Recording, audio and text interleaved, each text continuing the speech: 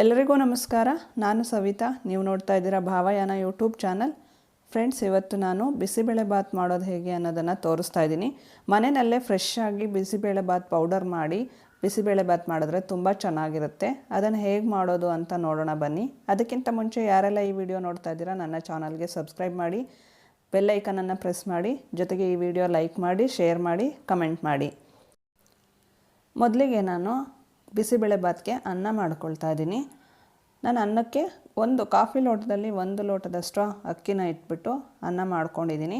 ಈ ಅನ್ನನ ನಾನು ಬೇರೆ ಒಂದು ಬೌಲ್ಗೆ ಎತ್ತಿಟ್ಕೊಳ್ತಾ ಇದ್ದೀನಿ. ನೀವು ಬೇಕಿದ್ದರೆ ಅನ್ನ ಮಿಕ್ಕಿದ್ರೆ ಆ ಅನ್ನದಲ್ಲಿ ಕೂಡ ನೀವು ಮಾಡ್ಕೋಬೋದು. ಆ ಅನ್ನ ಕೂಡ ನೀವು ಈ ರೀತಿ ಬಿಸಿಬೇಳೆಬಾತ್ಗೆ ಯೂಸ್ ಮಾಡ್ಕೋಬೋದು. ನಾನೀಗ ಅನ್ನನ ಬಿಸಿ ಅನ್ನನೇ ತೊಗೊಳ್ತಾ ಇದ್ದೀನಿ. ಈ ಅನ್ನನ ಒಂದು ಕಡೆ ಎತ್ತಿಟ್ಕೊಂಡಿದ್ದೀನಿ. ಈಗ ಬಿಸಿಬೇಳೆಬಾತ್ಗೆ ತರಕಾರಿ ಮತ್ತು ಬೇಳೆನ ಬೇಯಿಸ್ಕೋಬೇಕು. ಅದಕ್ಕೆ ನಾನೀಗ ತರಕಾರಿನ ತೊಳೆದು ಎಲ್ಲ ರೆಡಿ ಮಾಡ್ಕೊಳ್ತಾ ಇದ್ದೀನಿ. ನಾನು ಹೆಚ್ಚಿಗೆ ಏನು ತರಕಾರಿಗಳನ್ನು ತೊಗೊಂಡಿಲ್ಲ. ಸ್ವಲ್ಪ ಬೀನ್ಸು, 1 ಗೆಡ್ಡೆಕೋಸು, 1 ಕ್ಯಾರೆಟು, 1 ಟೊಮಾಟೊ, 1 ಈರುಳ್ಳಿನ ಬಳಸ್ತಾ ಇದ್ದೀನಿ. ಜೊತೆಗೆ ನೆನೆಸಿರ್ತಕ್ಕಂತಹ ಕಡಲೆ ಬೀಜನ ತೊಗೊಳ್ತಾ ಇದ್ದೀನಿ. ಜೊತೆಗೆ 1 ಲೋಟ ನಾವು ಅನ್ನನ ಮಾಡ್ಕೊಂಡ್ವಿ. ಈಗ 1/4 ಲೋಟದಷ್ಟು ಬೇಳೆನ ತೊಗೊಂಡಿದ್ದೀನಿ. ಆ ಬೇಳೆನ ಕ್ಲೀನಾಗಿ ತೊಳೆದ್ಬಿಟ್ಟು ಅದಕ್ಕೆ ಈಗ ತರಕಾರಿಗಳನ್ನು ಹೆಚ್ಚಿಬಿಟ್ಟು ಹಾಕ್ತಾಯಿದ್ದೀನಿ. ನಿಮಗೆ ಯಾವ ಶೇಪಲ್ಲಿ ಬೇಕೋ ಆ ಶೇಪಲ್ಲಿ ಕಟ್ ಮಾಡ್ಬೋದು. ಯಾಕೆಂದರೆ ಇದು ಬೇರೆ ಪಲಾವ್ಗಳಿಗೆಲ್ಲ ಹಾಕಿದಾಗ ಮೇಲೆ ಕಾಣಿಸೋ ಥರ ಕಾಣಿಸೋದಿಲ್ಲ. ಇದು ಚೆನ್ನಾಗಿ ಬೆಂದ್ಕೊಂಡ್ಬಿಟ್ಟಿರುತ್ತೆ ಬೇಳೆ ಒಳಗಡೆ. ಹಾಗಾಗಿ ನಾನೊಂದು ಮೀಡಿಯಮ್ ಸೈಜಲ್ಲಿ ಕಟ್ ಮಾಡ್ಕೊಳ್ತಾ ಇದ್ದೀನಿ. ಈಗ ನಾನು ಕ್ಯಾರೆಟ್ ಕಟ್ ಮಾಡಿ ಹಾಕಿದ್ದೀನಿ. ನೆಕ್ಸ್ಟ್ ಈಗ ಗೆಡ್ಡೆಕೋಸನ್ನು ಹಾಕ್ಕೊಳ್ತಾ ಇದ್ದೀನಿ. ನೀವು ಬೇರೆ ಇದ್ರ ಜೊತೆಗೆ ಕ್ಯಾಪ್ಸಿಕಮ್ ಹಾಕ್ಕೋಬೋದು. ಆಲೂಗಡ್ಡೆನ ನಾನು ಹಾಕ್ಕೊಳ್ಳಲ್ಲ. ಆಲೂಗಡ್ಡೆ ಬಿಸಿಬೇಳೆಬಾತ್ಗೆ ಹಾಕಿದ್ರೆ ಅಷ್ಟು ಚೆನ್ನಾಗಾಗಲ್ಲ ಅಂದ್ಬಿಟ್ಟು ನಾನು ಆಲೂಗಡ್ಡೆನ ಹಾಕ್ಕೊಳ್ಳಲ್ಲ. ನಿಮ್ಗಿಷ್ಟ ಇದ್ದರೆ ಹಾಕ್ಕೊಳ್ಬೋದು. ಈಗ 1 ಗೆಡ್ಡೆಕೋಸು ಹಾಕಿದ್ದೀನಿ. ಜೊತೆಗೆ ಈಗ ಸ್ವಲ್ಪ ಬೀನ್ಸ್ನ ಕಟ್ ಮಾಡಿ ಹಾಕ್ತಾಯಿದ್ದೀನಿ. ಇದ್ರ ಜೊತೆಗೆ ನಾನು ಹೇಳ್ದಂಗೆ ಕ್ಯಾಪ್ಸಿಕಮ್ ಹಾಕಿದ್ರೆ ಚೆನ್ನಾಗಿರುತ್ತೆ. ಅವರೆಕಾಳು ಸೀಸನ್ ಇದ್ದಾಗ ಅವರೆಕಾಳುಗಳನ್ನು ಕೂಡ ಈಗ ಇದರೊಳಗಡೆ ಹಾಕ್ಕೊಂಡ್ರೆ ತುಂಬ ಚೆನ್ನಾಗಿರುತ್ತೆ ಟೇಸ್ಟು. ಈಗ ಬೀನ್ಸ್ ಹಾಕ್ತಾಯಿದ್ದೀನಿ. ನೆಕ್ಸ್ಟು 1 ಟೊಮೊಟೊ ಅದನ್ನು ಕಟ್ ಮಾಡ್ಕೊಂಬಿಟ್ಟು ಟೊಮೊಟೊ ಹಾಕಿ, ನೆಕ್ಸ್ಟು 1 ಈರುಳ್ಳಿ ಇದೆ, ಈರುಳ್ಳಿನ ಹಾಕ್ತಾಯಿದ್ದೀನಿ. ನೀವು ಈರುಳ್ಳಿನ ಬೇಕಿದ್ದರೆ ಸಣ್ಣದು ಈರುಳ್ಳಿ ಬರುತ್ತಲ್ಲ, ಸಾಂಬಾರು ಈರುಳ್ಳಿ ಅಂತ ಅಂತಾರೆ, ಅದನ್ನು ಹಾಕಿದ್ರೆ ಇನ್ನೂ ಚೆನ್ನಾಗಿರುತ್ತೆ ಟೇಸ್ಟು. ನನಗೆ ಆ ಥರದ ಈರುಳ್ಳಿ ನಾನು ಬಳಸಲ್ಲ, ಹಾಗಾಗಿ ನಾನು ಇದನ್ನು ಬಳಸ್ತಾಯಿದ್ದೀನಿ. ಬಳಸಲ್ಲ ಅನ್ನೋದಕ್ಕಿಂತ ನಾನು ಜಾಸ್ತಿ ತಗೊಳ್ಳಲ್ಲ, ಬಟ್ ಒಂದು ಸಲ ನಾನು ಯೂಸ್ ಮಾಡಿ ನೋಡಿದ್ದೆ, ಚೆನ್ನಾಗಾಗುತ್ತೆ ಅದು. ಈಗ ನಾನು ನೆನೆಸಿಟ್ಟಿರ್ತಕ್ಕಂಥ ಕಡಲೆ ಬೀಜನ ಹಾಕ್ತಾಯಿದ್ದೀನಿ. ಇವೆಲ್ಲವನ್ನು ಸೇರಿಸಿ ನಾನು ಬೇಯಿಸ್ಕೋಬೇಕು. ನಾನು ಅನ್ನ ಮಾಡಿದ್ದ ಅದೇ ಕುಕ್ಕರ್ನಲ್ಲಿ ಈ ಬೇಳೆ, ತರಕಾರಿ ಹೆಚ್ಚಿಟ್ಟಿರ್ತಕ್ಕಂಥ ಎಲ್ಲ ತರಕಾರಿಗಳನ್ನು ಹಾಕಿಬಿಟ್ಟು 1 ಸ್ಪೂನಷ್ಟು ಉಪ್ಪನ್ನು ಹಾಕಿ ಬೇಯೋಕ್ಕೆ ಇಡ್ತೀನಿ. ನೀವು ಇದಕ್ಕೆ ಬೇಕಿದ್ದರೆ ಕೆಲವರು ಎಣ್ಣೆ, ಸ್ವಲ್ಪ ಅರಿಶಿನ ಎಲ್ಲ ಹಾಕಿ ಬೇಯಿಸ್ಕೊತಾರೆ. ನಾನೇನು ಹಾಕೋದಿಲ್ಲ, ಹಾಗೆ ತರಕಾರಿಗಳನ್ನು ಬೇಯಿಸ್ಕೊತಾ ಇದ್ದೀನಿ. ಈಗ ನಾನು ಬಿಸಿಬೇಳೆಬಾತ್ಗೆ ಹಾಕೋದಕ್ಕೆ ಒಣಗಿರೋ ಕೊಬ್ಬರಿನ ತುರ್ಕೊಳ್ತಾ ಇದ್ದೀನಿ. ನೀವು ಬೇಕಿದ್ರೆ ಹಸಿ ಕೊಬ್ಬರಿ ಹಾಕ್ಕೋಬೋದು, ಹಸಿ ಕಾಯಿ ತುರಿನ ಹಾಕ್ಕೋಬೋದು. ಬಟ್ ಈ ಒಣಕೊಬ್ಬರಿ ಯೂಸ್ ಮಾಡಿದ್ರೆ ತುಂಬ ಚೆನ್ನಾಗಿರುತ್ತೆ. ಅದಕ್ಕೋಸ್ಕರ ನಾನು ಒಣಕೊಬ್ಬರಿನ ಯೂಸ್ ಮಾಡ್ತಾಯಿದ್ದೀನಿ. ನಾನು ಇದರಲ್ಲಿ ಒಂದು ಅರ್ಧ ಹೋಳು ಕೊಬ್ಬರಿನಲ್ಲಿ 1/4 ಭಾಗದಷ್ಟು ಕೊಬ್ಬರಿನ ತಗೊಳ್ತಾ ಇದ್ದೀನಿ. ಈಗ ಇದು ನಾನು ಕೊಬ್ಬರಿನ ತುರಿದಿಟ್ಕೊಂಡು ಆಯಿತು.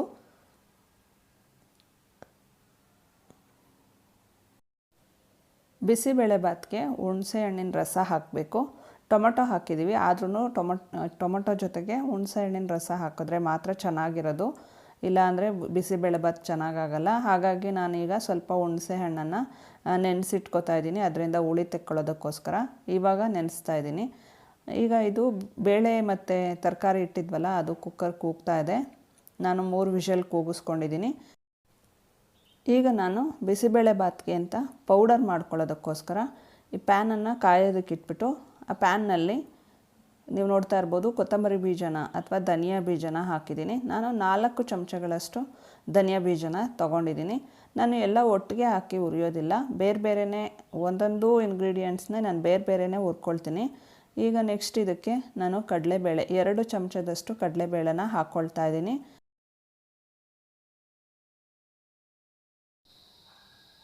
ಈಗ ನಾನು ಇದಕ್ಕೆ 2 ಚಮಚ ಉದ್ದಿನಬೇಳೆ ಹಾಕ್ಕೊಂಡಿದ್ದೀನಿ. ಕಡಲೆಬೇಳೆ ಎಷ್ಟು ತೊಗೊಳ್ತೀವೋ ಅಷ್ಟೇ ಉದ್ದಿನಬೇಳೆ ತೊಗೊಳ್ಬೇಕು. ಇದು ಕೆಂಪಗಾಗಂಗೆ ಹುರ್ಕೊಂಡಾಯಿತು. ಈಗ ಇದಕ್ಕೆ 1 ಸ್ಪೂನಷ್ಟು ಜೀರಿಗೆ, 1 ಚಮಚ ಅಷ್ಟೇ ನಾನು ಜೀರಿಗೆ ತೊಗೊಂಡಿರೋದು. ಈಗ ಎರಡು ಚೂರು ಚಕ್ಕೆ, 4 ರಿಂದ 5 ಲವಂಗ, 1/4 ಟೀ ಸ್ಪೂನಷ್ಟು ಮೆಂತ್ಯ ತೊಗೊಂಡಿದ್ದೀನಿ. ಈಗ ನಾನು ಸ್ವಲ್ಪ ಎಣ್ಣೆ ಹಾಕ್ಕೊಂಡು ಮೆಣಸಿನ್ಕಾಯಿ ಹುರ್ಕೊಳ್ತಾ ಇದ್ದೀನಿ. ನಾನು 15ರಷ್ಟು ಮೆಣಸಿನ್ಕಾಯಿ ತೊಗೊಂಡಿದ್ದೀನಿ. ನೀವು ಖಾರ ಕಡಿಮೆ ಬೇಕು ಅಂದರೆ 12 ತೊಗೊಳ್ಳಿ ಅಥವಾ 11 ತೊಗೊಳ್ಳಿ. ನಾನು ಬ್ಯಾಡಗಿ ಮೆಣಸಿನ್ಕಾಯಿ ತೊಗೊಂಡಿದ್ದೀನಿ. ಇದರಿಂದ ಕಲರು ಚೆನ್ನಾಗಿ ಬರುತ್ತೆ, ಟೇಸ್ಟು ಚೆನ್ನಾಗಾಗುತ್ತೆ. ನಾನು ಸ್ಟವ್ ಆಫ್ ಮಾಡಿಬಿಟ್ಟು ಕೊಬ್ಬರಿನ ಬಿಸಿ ಮಾಡೋಕ್ಕೆ ಇಟ್ಕೊಂಡಿದ್ದೀನಿ. ಈಗ ಎಲ್ಲ ಇಂಗ್ರೀಡಿಯೆಂಟ್ಸ್ನು ತಣ್ಣಗಾಗಕ್ಕೆ ಬಿಟ್ಬಿಟ್ಟು ಮಿಕ್ಸಿ ಜಾರ್ಗೆ ಹಾಕ್ಕೊಳ್ತಾ ಇದ್ದೀನಿ. ಎಲ್ಲ ತಣ್ಣಗಾಗಿದೆ.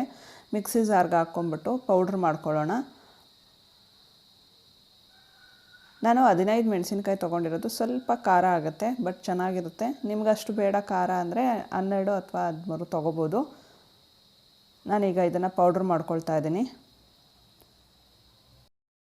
ಇದು ಪೌಡರ್ ಆಗಿದೆ. ನಾನಿದು ತುಂಬ ಜಾಸ್ತಿ ಆಗುತ್ತೆ ಅಂದ್ಬಿಟ್ಟು ಇದರಲ್ಲಿ 3 ಸ್ಪೂನಷ್ಟು ಪೌಡರ್ನ ತೆಗೆದಿಡ್ತಾ ಇದ್ದೀನಿ. ಈಗ ನಾನು ಮಾಡ್ತಾ ಇರೋ ಬಿಸಿಬೇಳೆಬಾತ್ಗೆ ಇದಷ್ಟು ಹಾಕಿದ್ರೆ ಜಾಸ್ತಿ ಆಗುತ್ತೆ, ಅದಕ್ಕೋಸ್ಕರ 3 ಸ್ಪೂನ್ ಪೌಡರ್ನ ಎತ್ತಿಟ್ಕೊಳ್ತಾ ಇದ್ದೀನಿ. ನಂತರ ಇದಕ್ಕೆ ನಾನು ಕೊಬ್ಬರಿನ ಹಾಕ್ಬಿಟ್ಟು ಅದನ್ನು ನೀರು ಹಾಕಿ ಸಾಂಬಾರಿಗೆ ಖಾರ ರುಬ್ಕೊಳ್ತೀವಲ್ಲ ಆ ರೀತಿ ನಾನು ರುಬ್ಕೊಳ್ತೀನಿ. ಕೊಬ್ಬರಿ ಹಾಕಿದ್ದಾಯಿತು. ಈಗ ನೀರು ಹಾಕ್ಕೊಂಡು ರುಬ್ಕೊಳ್ತಾ ಇದ್ದೀನಿ.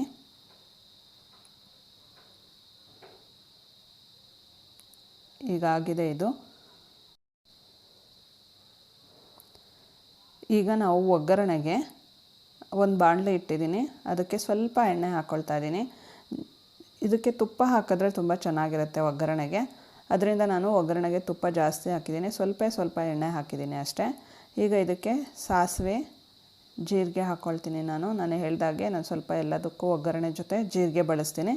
ಜೊತೆಗೆ ಈಗ ಕಾಯ್ದಿದೆ ಕರಿಬೇವು ಹಾಕಿದ್ದೀನಿ. ಸ್ವಲ್ಪ ಹಿಂಗೆ ಹಾಕಬೇಕು. ಇದಕ್ಕೆ ಬಿಸಿಬೇಳೆಬಾತ್ಗೆ ಹಿಂಗೆ ಹಾಕಿದ್ರೇ ಟೇಸ್ಟ್ ಬರೋದು. ಹಾಗಾಗಿ ಸ್ವಲ್ಪ ಹಿಂಗೆ ಹಾಕಿದ್ದೀನಿ. ಜೊತೆಗೆ ನಾನಿಲ್ಲಿ ಒಣಮೆಣ್ಸಿನ್ಕಾಯಿನ ಹಾಕ್ಕೊಳ್ಳಲ್ಲ, ಯಾಕೆಂದರೆ ನಾನು ಮಾಡಿರೋ ಪೌಡರು ಸ್ವಲ್ಪ ಖಾರ ಬರುತ್ತೆ. ಹಾಗಾಗಿ ನಾನು ಒಣಮೆಣ್ಸಿನ್ಕಾಯಿನ ಹಾಕ್ಕೊಂಡಿಲ್ಲ. ನೀವು ಕಡಿಮೆ ಮಾಡಿಕೊಂಡ್ರೆ ಅಥವಾ ನಿಮಗಿಷ್ಟ ಆದರೆ ಒಣಮೆಣ್ಸಿನ್ಕಾಯಿನ ಒಗ್ಗರಣೆಲ್ಲ ಹಾಕ್ಕೋಬೋದು. ಈಗ ನಾನು ರುಬ್ಬಿಟ್ಟಿರ್ತಕ್ಕಂಥ ಖಾರನ ಇದರಲ್ಲಿ ಹಾಕಿದ್ದೀನಿ. ಈಗ ಇದು ಹಸಿ ವಾಸನೆ ಹೋಗೋವರೆಗೂ ಸ್ವಲ್ಪ ಚೆನ್ನಾಗಿ ಬಾಡಿಸ್ಕೊಳ್ಳೋಣ. ಚೆನ್ನಾಗಿ ಫ್ರೈ ಆಗಿ ಅದು ಸ್ವಲ್ಪ ಎಣ್ಣೆ ಎಲ್ಲ ಮೇಲ್ಗಡೆ ಬರುತ್ತೆ. ತುಪ್ಪ ಎಲ್ಲ ನಾನು ಒಗ್ಗರಣೆ ಹಾಕಿರೋ ತುಪ್ಪ ಅಲ್ವಾ, ತುಪ್ಪ ಸ್ವಲ್ಪ ಮೇಲ್ಗಡೆ ಬರೋವರೆಗೂ ನಾನು ಇದನ್ನು ಚೆನ್ನಾಗಿ ಫ್ರೈ ಮಾಡ್ತೀನಿ. ನಂತರ ಈಗ ಇದಕ್ಕೆ ಸ್ವಲ್ಪ ನಾನು ಆವಾಗಲೇ ನೆನೆಸಿಟ್ಟಿರ್ತಕ್ಕಂಥ ಹುಣಸೆ ಹಣ್ಣಿಂದ ರಸ ತಕ್ಕೊಂಡು ಹುಣಸೆ ಹಣ್ಣಿನ ರಸ ಹಾಕಿದ್ದೀನಿ. ಜೊತೆಗೆ ಆವಾಗಲೇ ತರಕಾರಿ ಜೊತೆ ಬೇಳೆ ಜೊತೆ ಸ್ವಲ್ಪ ಉಪ್ಪು ಹಾಕಿದ್ದೆ. ಈಗ ಮತ್ತೆ ಇನ್ನೊಂದು ಸ್ಪೂನ್ ಉಪ್ಪನ್ನು ಹಾಕಿದ್ದೀನಿ. ನೋಡಿ ಈಗ ಅದು ಮೇಲೆ ಎಣ್ಣೆ ಬರ್ತಾ ಇದೆ. ಈಗ ಇದಾಗಿದೆ. ಈಗ ಇದಕ್ಕೆ ನಾವು ತರಕಾರಿ ಬೇಳೆ ಎಲ್ಲ ಬೇಯಿಸಿಟ್ಕೊಂಡಿರ್ತಕ್ಕಂಥ ತರಕಾರಿ ಬೇಳೆ ಎಲ್ಲ ಹಾಕ್ತಾಯಿದ್ದೀನಿ. ನಂತರ ಇದಕ್ಕೆ ನಾನು ಮಾಡಿಟ್ಟಿದ್ನಲ್ಲ ಒಂದು ಬೌಲಲ್ಲಿ ಎಕ್ಸ್ಟ್ರಾ, ಆ ಅನ್ನನೂ ಸಹ ಈಗ ಇದಕ್ಕೆ ಮಿಕ್ಸ್ ಮಾಡ್ಕೊಳ್ತೇನೆ. ನಾನು ಹೇಳ್ದಾಗೆ ನೀವು ಬೇಕಿದ್ದರೆ ಅನ್ನ ಮಿಕ್ಕಿದ್ದು, ರಾತ್ರಿ ಅನ್ನ ಏನಾದರೂ ಮಿಕ್ಕಿದ್ರೆ ಅದನ್ನು ಕೂಡ ನೀವು ಬಳಸ್ಕೋಬೋದು. ನಾನು ಮೊದಲೇ ಹೇಳ್ದಾಗೆ ಬಿಸಿಬೇಳೆಬಾತ್ ಪೌಡರ್ನ ನೀವು ಅವಾಗ ಮಾಡಿಕೊಂಡು ಫ್ರೆಶ್ ಆಗಿ ಮಾಡಿದ್ರೆ ತುಂಬ ಚೆನ್ನಾಗಿರುತ್ತೆ. ಪೌಡರ್ನ ಫ್ರೆಶ್ ಆಗಿ ಮಾಡ್ಕೊಂಡು ಮಾಡಿದ್ರೆ, ತುಂಬ ದಿನ ಇಟ್ಟಿದ್ದು ಮಾಡಿದ್ರೆ ಅಷ್ಟು ಚೆನ್ನಾಗಾಗಲ್ಲ. ಯಾವಾಗಲೂ ಅಷ್ಟೇ ಸ್ವಲ್ಪನೇ ಮಾಡ್ಕೊಳ್ಳಿ, ಫ್ರೆಶ್ ಆಗಿ ಮಾಡ್ಕೊಳ್ಳಿ, ಆಗ ತುಂಬ ಚೆನ್ನಾಗಾಗತ್ತೆ. ಈಗ ನಾನು ಮಾಡಿರ್ತಕ್ಕಂಥ ಬಿಸಿಬೇಳೆಬಾತು 3 ಜನಕ್ಕೆ ಸರಿಯಾಗಿ ಆಗುತ್ತೆ. ಯಾವಾಗಲೂ ಅಷ್ಟೇ ಬಿಸಿಬೇಳೆಬಾತು ಸ್ವಲ್ಪನೇ ನಾವು ತೊಗೊಂಡ್ರೂ ಅದು ಜಾಸ್ತಿ ಒದಗುತ್ತೆ ಅಂತಾರಲ್ಲ, ಹಾಗೆ ನಾವು ಸ್ವಲ್ಪ ಮಾಡಿದ್ರೂ ಅದು ಜಾಸ್ತಿ ಆಗಿಬಿಟ್ಟಿರುತ್ತೆ. ಹಾಗಾಗಿ ಈಗ ನಾನು ಮಾಡಿರ್ತಕ್ಕಂಥದ್ದು ಕರೆಕ್ಟಾಗಿ 3 ಜನಕ್ಕೆ ಆಗೋ ಅಷ್ಟು ಆಗಿದೆ. ಇದ್ರ ಜೊತೆಗೆ ನಾನು ಹೀರೆಕಾಯಿ ಬಜ್ಜಿ ಮಾಡ್ಕೊಂಡಿದ್ದೀನಿ. ನೀವು ಇದಕ್ಕೆ ಖಾರ ಬೂಂದಿ ಅಂತಾರಲ್ಲ ಅದನ್ನು ಬಳಸ್ಕೋಬೋದು. ಜೊತೆಗೆ ಚಿಪ್ಸು, ಹಪ್ಪಳ ಏನಾದರೂ ಹಾಕ್ಕೋಬೋದು. ನಿಮಗೆ ಈ ವಿಡಿಯೋ ಇಷ್ಟ ಆಗಿದೆ ಅಂತ ತಿಳ್ಕೊಳ್ತೇನೆ. ದಯವಿಟ್ಟು ಲೈಕ್ ಮಾಡಿ, ಶೇರ್ ಮಾಡಿ, ಕಮೆಂಟ್ ಮಾಡಿ, ಜೊತೆಗೆ ಸಬ್ಸ್ಕ್ರೈಬ್ ಮಾಡಿ. ಮುಂದಿನ ವಿಡಿಯೋದಲ್ಲಿ ಸಿಗೋಣ. ನಮಸ್ಕಾರ.